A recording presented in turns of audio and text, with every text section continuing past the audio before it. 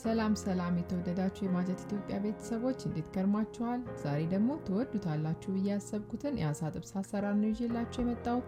እንደምትወዱትም ተስፋ አደርጋለሁ። ቪዲዮዎቼን ማየት ከመጀመራችሁ በፊት የላይክ ምልክቷን መጫን አትርሱ። እንዲሁም አዲስ የሆናችሁ ቤተሰቦች ሰብስክራይብ እና የደወል ምልክቷን መጫን አትዘንጉ።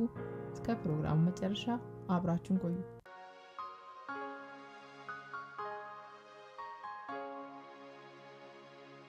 ስራችንን ስንጀምርም ሆዳቸውን በቢላዋ እንቀድና ሆድቃቸውን በምትመለከቱት መልኩ እናወጣዋለን።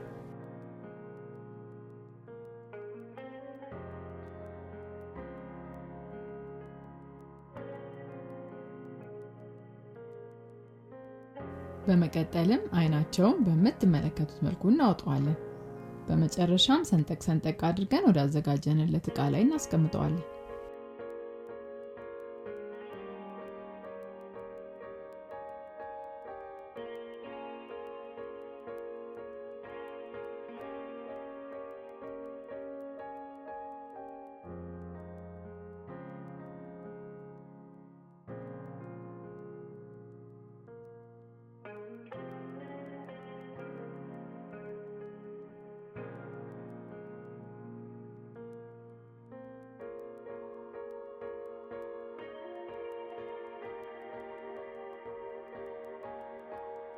ሁሉንም አሳዎች እንግዲህ በልተን ጨርሰናል። በመቀጠልም በጎድጓዳ ሳህን ውስጥ ንጹህ ውሃ ጨምረን አሳዎቹን እናጥባቸዋለን።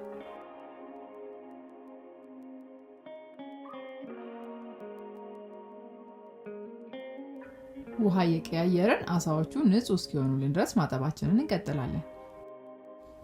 አጥበን ከጨረስን በኋላ ወደ አዘጋጀንለት ሶፍት ላይ በምትመለከቱት መልኩ እንደረድራቸዋለን። አሳዎቹ በደንብ መድረቅ ስላለባቸው ሶፍቱን እየቀያየርን በደንብ ማድረቅ ይኖርብናል።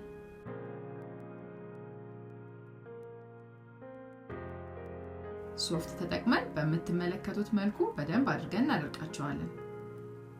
አሳው በሚገባ ከደረቀልን በኋላ ወደ ቀጣይ ስራችን እንሄዳለን።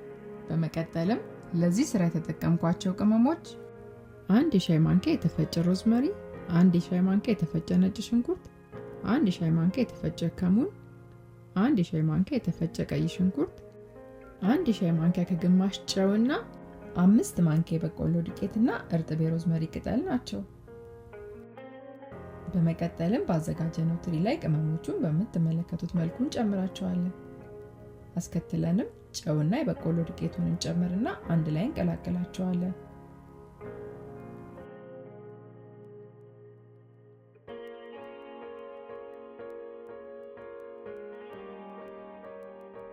በሚገባ ከቀላቀልነው በኋላ አሳዎቹን አምጥተን በምትመለከቱት መልኩ እያደረግን እያዳረስን እንቀባዋለን።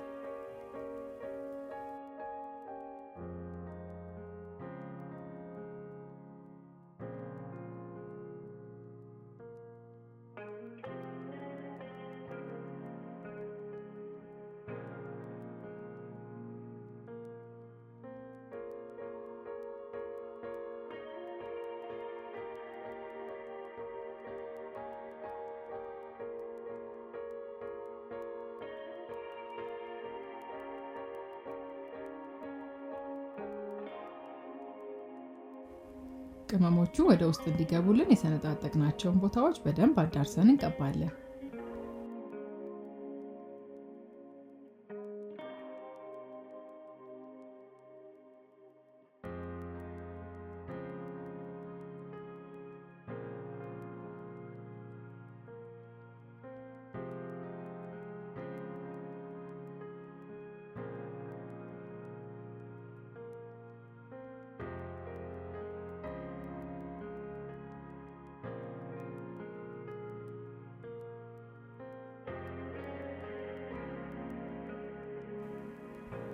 ሁሉንም አሳዎች በተመሳሳይ መልኩ እያደረግን እያዳረስን እንቀባቸዋለን።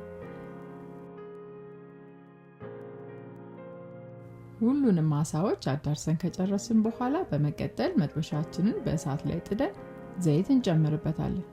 የምንጠብስበት ዘይት በጣም መጋል ስላለበት በደንብ እስኪሞቅልን ድረስ እናቆየዋለን።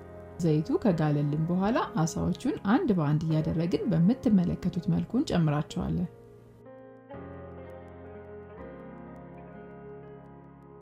ባልጋለ ዘይት ውስጥ አሳውን የምንጨምረው ከሆነ በቀላሉ አሳው ዘይቱን ሊመጥብን ይችላል።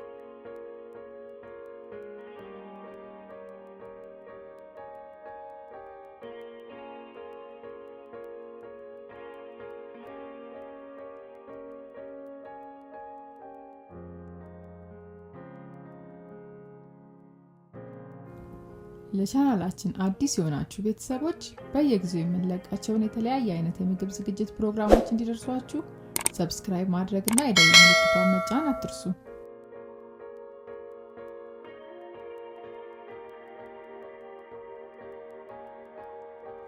አሳችን ቆንጆ ጣዕም ይዞ እንዲበስልልን እርጥብ የጥብስ ቅጠል ዘይት ውስጥ እንጨምራለን።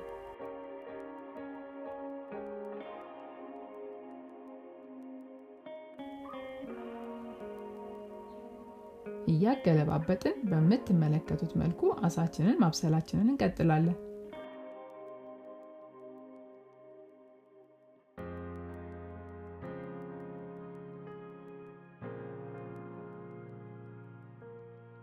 እንደምትመለከቱት እንግዲህ አሳችን ቆንጆ ከለር ይዞ በስሎልናል። አንድ በአንድ እያደረግን ከዘይት ውስጥ እናወጣውና ወደ አዘጋጀንለት ሳህን ላይ እናስቀምጠዋለን።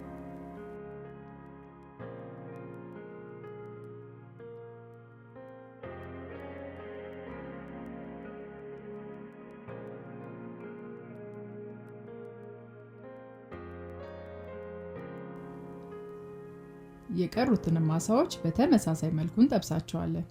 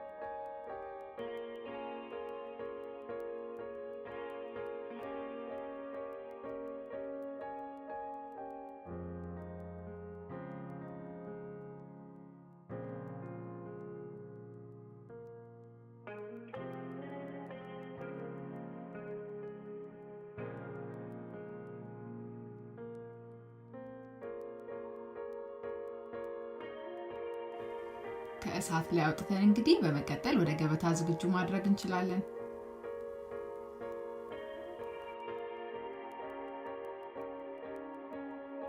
እንግዲህ በመጨረሻ ይሄን የመሰለ ቆንጆ አሳዎች ሰርተን ጨርሰናል። ሁላችሁ በየቤታችሁ ሰርታችሁ ሞክሩት፣ እንደምትወዱትም ተስፋ አደርጋለሁ።